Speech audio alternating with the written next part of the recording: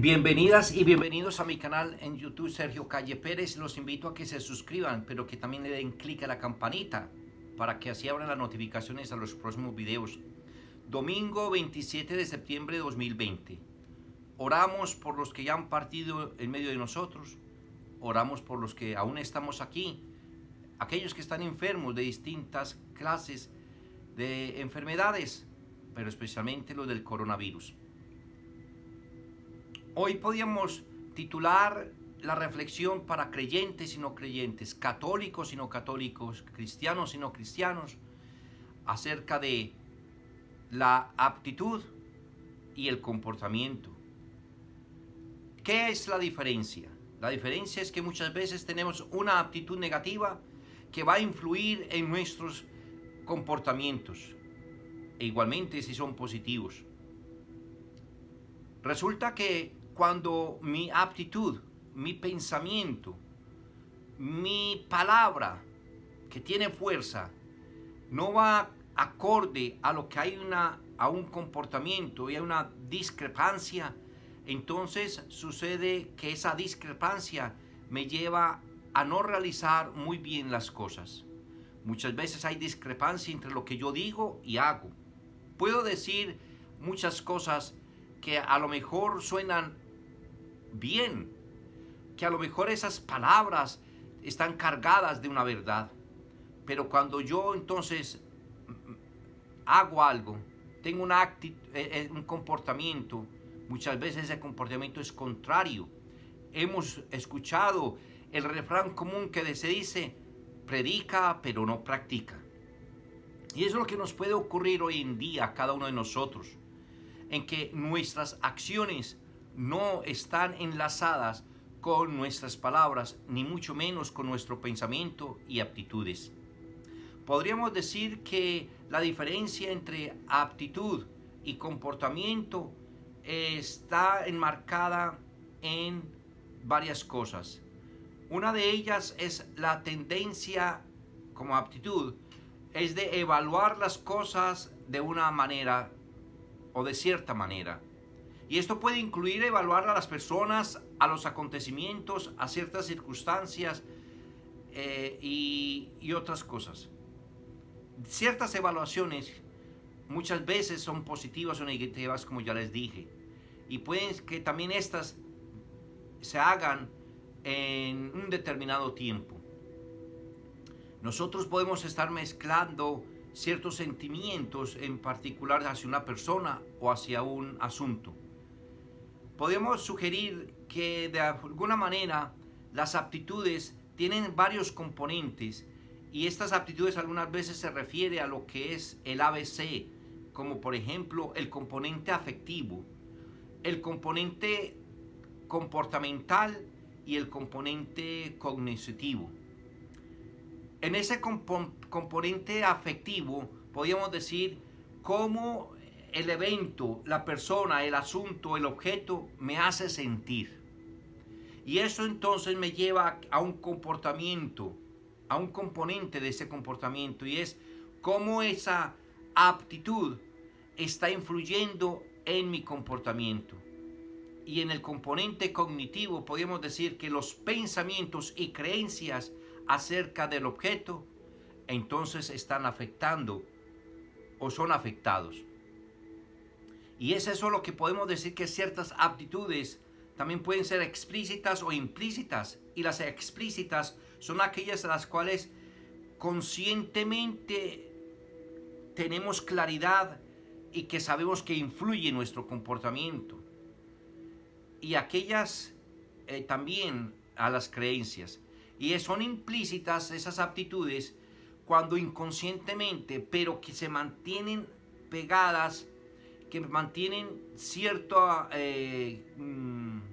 afecto y siempre afectan nuestras creencias y nuestros comportamientos. Hay que formarnos bien en esas dos cosas, en lo que se piensa y lo que se hace, lo que se dice y lo que se hace. En el tiempo de Jesús había esa connotación, esa discrepancia también. Y eso es lo que llevó a los líderes religiosos y a los fariseos y escribas a pensar de que ellos eran justificados y estaban en lo correcto simplemente porque podían decir muchas cosas impresionantes que impactaban a las personas. Pero no obstante, Jesús les sale en la delantera y les dice que primero van a llegar a la salvación los publicanos y las prostitutas. Voy a dar una referencia aquí, hago un paréntesis cortico. Los publicanos y prostitutas en el tiempo de Jesús no son como hoy tenemos la connotación o la definición. Publicanos son aquellos que eran considerados gente del pueblo, que no tenían ninguna conexión con lo religioso, y especialmente los cobradores de impuestos. ¿Recuerdan los evangelios de San Lucas o San Marcos cuando hablaban de publicanos y entre ellos mencionaban, por ejemplo, al cobrador de impuestos que era Mateo, que Jesús pasa y lo llama y lo invita a él y él deja todo eso? O a Zaqueo, que era el jefe de cobradores de impuestos. Pues bien, esos eran los publicanos.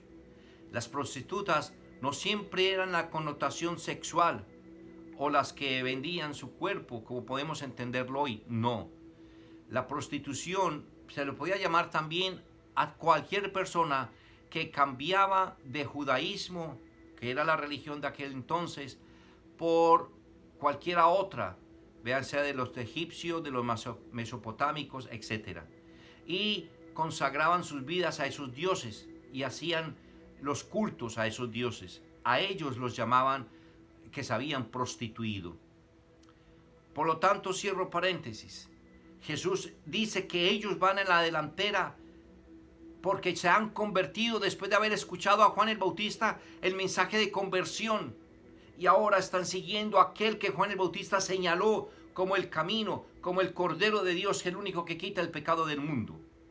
Ellos iban en la delantera porque sí aceptaron y cambiaron sus vidas. Aquello que ellos decían lo practicaban, mientras que los líderes religiosos no lo hacían. Escucharon, pero no atendieron al llamado. ¿Cómo podemos hoy también estar reflejando algo de esto? ¿En cuál de los dos bandos nos hacemos o nos identificamos?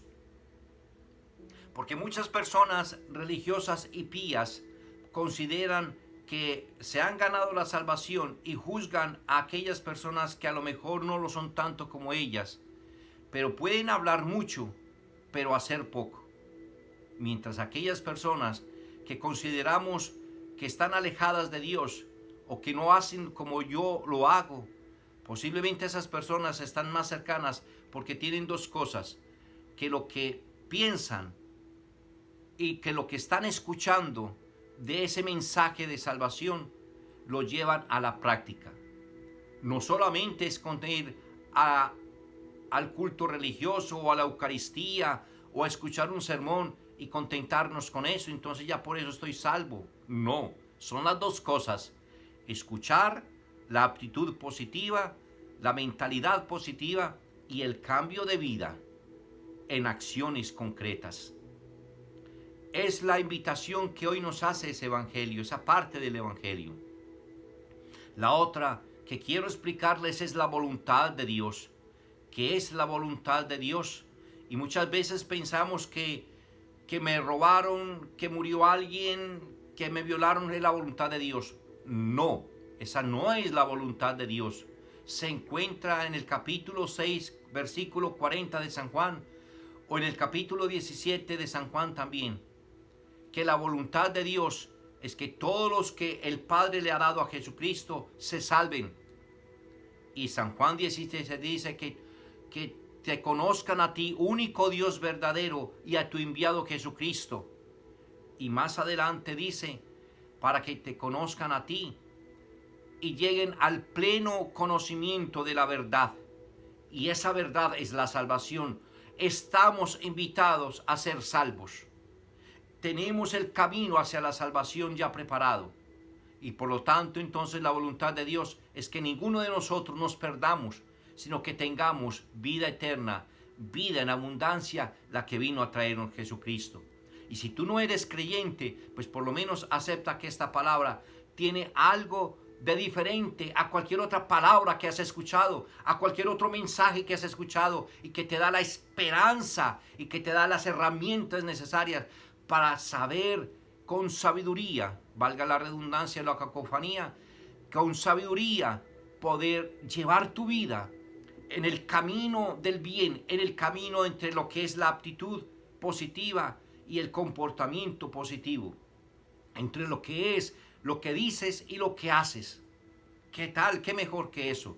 Y hoy estás invitada e invitado a que podamos construir la civilización de la nueva humanidad, donde cada uno de nosotros podamos contribuir con nuestros juicios razonables y con nuestros buenos juicios, pensamientos positivos, a cambios verdaderos en hechos reales, en actitudes concretas. Como por ejemplo, que si tú dices que en el mundo hay injusticia, ¿cuál es la justicia que tú haces entonces por los demás? ¿Cuál es lo que tú estás haciendo para que haya justicia entre tu grupo de personas? Cierto que muchas veces no la practicas porque eres injusto, porque a lo mejor le pegas a aquel que es más pequeño, porque le quitas la bicicleta para poder montar, porque ambicionas lo que otro tienes y entonces tratas de sacarle ventaja en algún negocio. Criticas a los demás, pues mírate a ti mismo. Por eso hoy la actitud de nosotros tiene que cambiar y hoy tenemos que confrontar la posibilidad de saber de que en lo que se dice y lo que se hace tiene que haber una consonancia para que pueda haber una gran realidad. Es lo que hoy Ecosanagua en Colombia y Pilgrims for Charity en Estados Unidos desea hacer, y es poder tener personas expertas para que podamos mirar con claridad todos estos aspectos de nuestra parte religiosa, psicológica, mental, emocional y física, para que haya una consonancia. Pero sin contribución no lo podemos hacer. Con tu contribución económica, financiera, podemos hacerlo y lo vamos a lograr. Hoy tú estás en esa posibilidad de ayudarnos a seguir extendiéndonos y poderle brindar a aquellas personas que tienen esa dicotomía, esa disonancia entre lo que dicen y hacen, entonces puedan tener la oportunidad de alguien. Para eso es necesario que con tu contribución le paguemos a estas personas. Y por eso hoy mi petición es esa: únete a nosotros. Tu tiempo, tu talento y tu dinero va a ser crucial para que haya cambios de vida de muchas personas que necesitamos para la construcción de la civilización de la nueva humanidad. Y hoy ellos pueden recibir de ti una segunda oportunidad y que tengan un futuro brillante. Sin tu ayuda no lo lograremos, pero con tu ayuda haremos la diferencia. No olviden orar por mí. Yo estoy orando por ustedes. Dios los bendiga.